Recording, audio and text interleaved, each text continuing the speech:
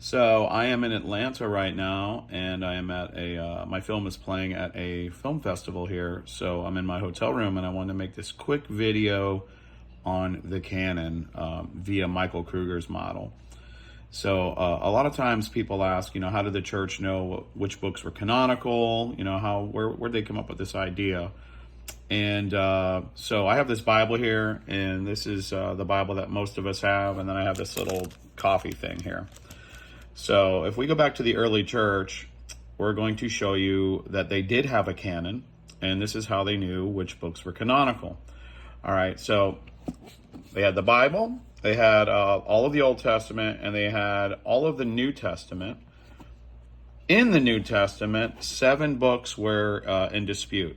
It's not that they were not in use, they were just in dispute.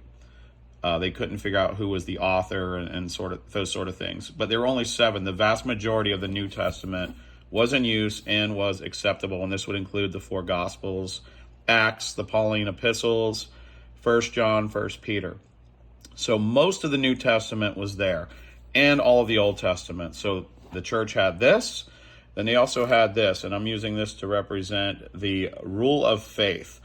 And basically what that is sort of the oral it's sort of like a creed or a confession. It's basically the entire deposit of faith in kind of a neat, simple confession.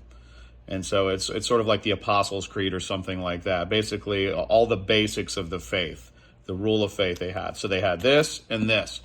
So when the church is going to put the canon together, they already have all of this and this. And they come across a book like James or Hebrews. So they already know from this and this that apostolicity matters. A book should be apostolic. And again, where would they get this idea from? From the canon that they had. The canon that they had. They know that Jesus commissioned the apostles. They know that that the apostles spoke on behalf of Jesus. They also, another thing they looked for in a book was orthodoxy. It had to have right teaching. Why would the church pick that criteria? Why would the church even look for that?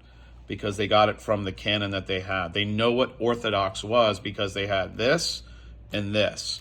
And this is where right teaching came from. From this is how they know that a book should be apostolic, and so on and so forth. So when someone like Michael Kruger says that they form the canon by appealing to the canon, this is what we mean. This is the canon that the early church had.